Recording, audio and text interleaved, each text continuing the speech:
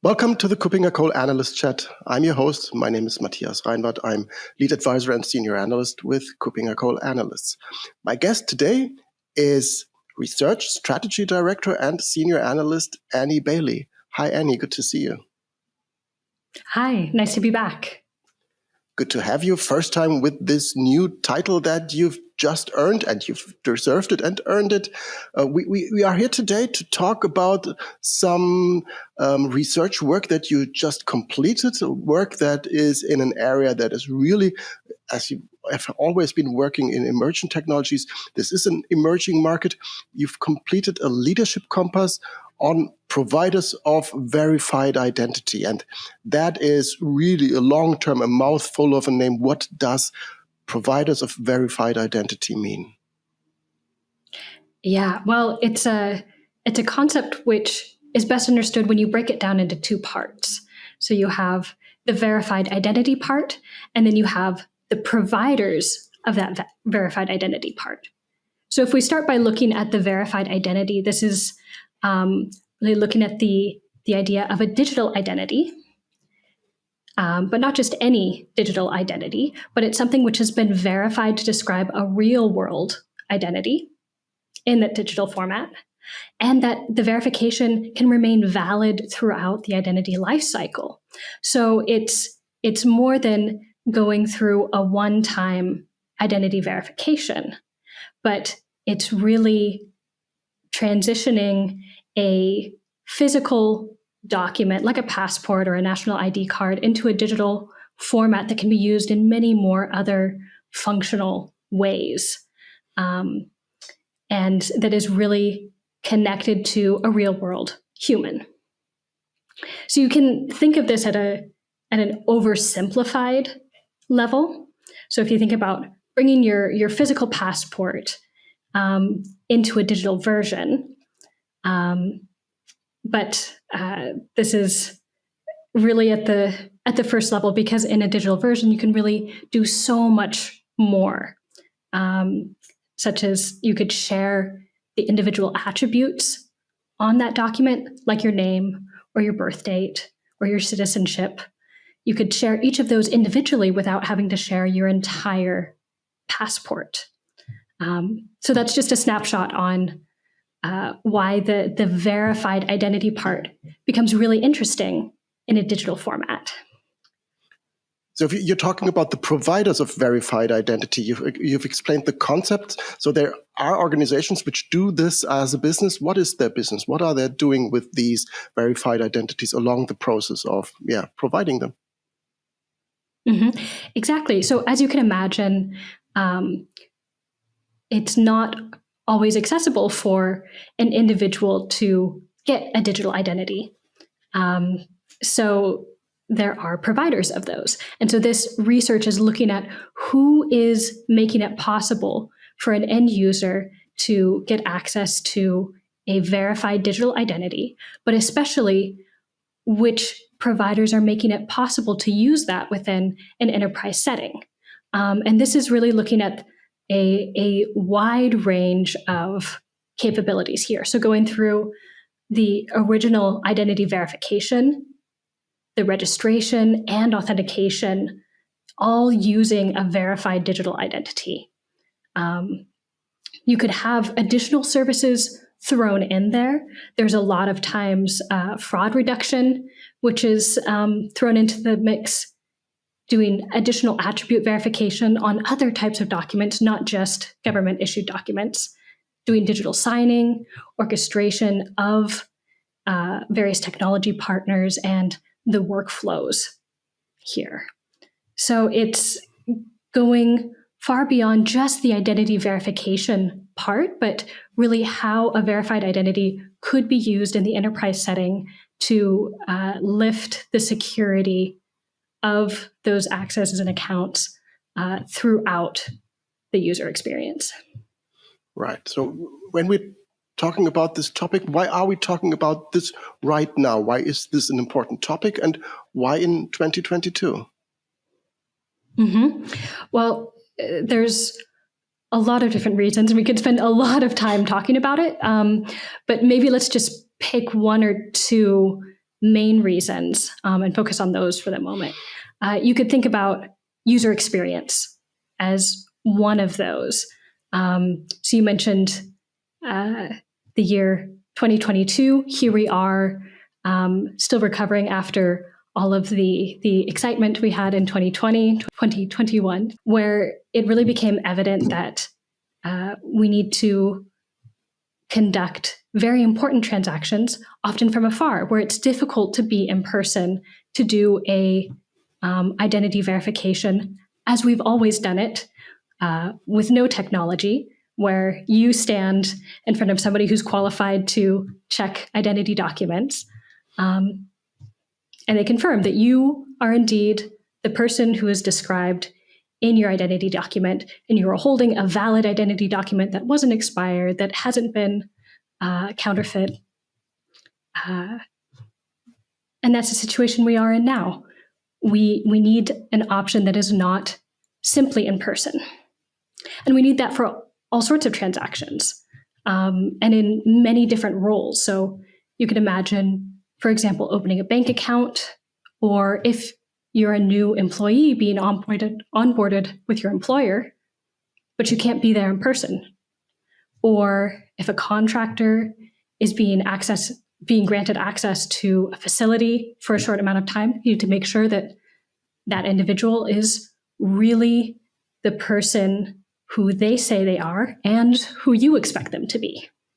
Right. I've been talking to John Tolbert about the FRIP platforms, that the fraud reduction intelligence platforms, and I remember that fraud prevention and also the use of verified identities is something that is of importance. So when you talk about these providers of verified identities, is this also a key capability that they provide there as well? You've mentioned that earlier shortly. Mm-hmm, absolutely. So fraud is the other angle that I would want to talk about here. And identity verification in general is absolutely a part of fraud reduction platforms. And if we bring that extension over to verified identity, there's a very, very clear connection. When we think about particular types of fraud, account takeover fraud and new account opening fraud are both really large issues that using a verified identity can tend to reduce risk for this. So when we think about account takeover fraud, for example, this is, of course, when a bad actor is using a valid user's account through a variety of ways. Sometimes they have stolen credentials, or with a brute force attack or social engineering, are able to use a valid user's account. But this sort of fraud can be reduced with things like multi-factor authentication, particularly risk-based, or when you're able to evaluate device or credential intelligence using behavioral biometrics and so on. And these sorts of capabilities are often accompanying a verified identity, usually the means that it takes to initially verify that identity are able to collect some of those biometrics and then check those again during your authentication, bringing that confidence in, being able to collect credential or device intelligence. These sort of things typically travel together. We could also consider new account opening fraud. And this is perhaps even more closely related to verified identities. If you think about a new account being opened by a malicious user, they could either be using credentials of a real person or synthetic credentials that don't belong to any real human at all. And if they're successful in doing that, that causes, of course, a very huge problem. And so this risk can be lowered by increasing the identity assurance level during onboarding, and then likewise raising the authentication assurance level during authentication, which is both the goal of using a verified identity is boosting those assurance levels. Right. You've mentioned another use case. This was the business part, preventing fraud. But very interesting, you've mentioned briefly that that is also usable and can be used and should be used when it comes to enterprise use cases for onboarding, especially large numbers of new employees, for creating a help desk or for staffing large projects. When you think of such a use case, and some of our audience might be interested in achieving that, what do they get when they look at these verified identity solutions? What is in there? What are the capabilities that would come into play when they want to onboard an employee into their organization? What are the key capabilities here? Mm-hmm. Yeah, it's a complicated process. I hate to say it. So there are several steps, and then underneath each step, there could be several different technology methods that would be used to reach the next step. So if we break it down, we look at step one. That's for identity verification, collecting the evidence. So that would be collecting the identity document. That's really just the intake of information before any analysis really happens. There are a lot of different ways to do this. Again, when we talk about our zero technology method, that is going into an office where there is a physical person standing there who looks at your document. But you can also have other digital methods. You could be taking a picture of that document and sending it. It's not necessarily secure, but that is an option that you could use. You could be using optical character recognition with a scan and then polling that information. You could use video capture. There's the machine readable zone on most identity documents, which then transfers the information in a machine readable format. You could use near field communication if there's an embedded chip in that document. You could also use digital certificates for national registry lookups. So that's step one, and all the options that you could use to collect the evidence from that document. Step two is then the verifying part. So once you've collected the evidence, you need to check that that evidence is valid and accurate, that the authenticity of the issuer can be verified, that the document has all the appropriate security features, and that the information itself has not been falsified in any way. So again, there are a huge range of technological methods to do this, ranging from highly qualified individuals to machine learning algorithms who are checking for these different falsifications. And then third, the last step in the verification process would be binding and completing the verification. And so this binding process is really confirming that the documents and the attributes in that document do describe a unique person, and that unique person is actually the same person who is presenting them, that it's not somebody else who grabbed a passport that doesn't belong to them and is presenting it. This is, again, done in several different ways. More and more, we're using biometric verification here, which is then a one-to-one facial match, for example, using the template of the document. So either the photo on your photo ID or the biometric template, which is embedded in the document if there's a chip there, and matching that against the real-time person who is presenting it. Sometimes this includes liveness detection, or this could be using something like video identification, where there is a synchronous video with a human operator, a trained professional, to look at this. So that's a long list. There's a lot packed into here, and it's really a collection of a lot of best-in-breed technology providers to even get through the identity verification process. And that's nothing to say about all the other steps that you integrate with into registration, into authentication, additional fraud reduction controls, signatures. So this is really a densely packed solution or service that providers are able to give. Right. So in the end, in many of these aspects that you mentioned, the technology aims to replace or to mimic the functionality of this carbon-based technology when you walk into that office that does the verification process and tries to make sure that this person is really the person that he or she claims to be. And as an analyst, I know you looked at this topic within your research just right now. As an analyst, I try to do a self-test with many of the aspects that are available for us to make sure how does this look in real life. And I actually, a few months ago, applied for what we in Germany call elektronische Patientenakte, the electronic healthcare file. And you need to install an app and you get a new registration. And I really thought, because I've never done that with a bank account, that they would check that with me waving my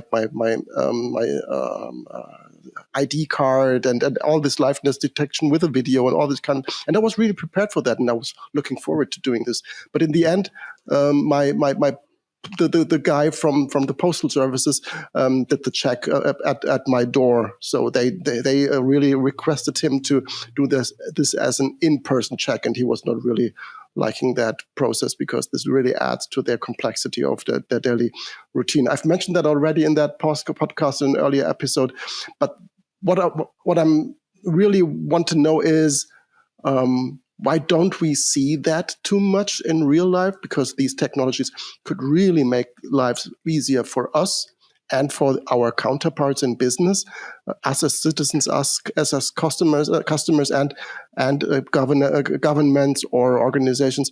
Why don't we see that, and where can verified identity solutions then still improve because they're not visible for many of us right now? Mm-hmm. Yeah. Well, I think you hit on a good point. Is the reason why we don't see a lot of it yet is because this is really an emerging space. Identity verification is not new. Using digital identities for the rest of these processes, for registration and authentication, is not new. But bringing these two together, so using a verified identity for these other processes and holding on to that verified status for a longer period of time, is really hard. And it's becoming possible.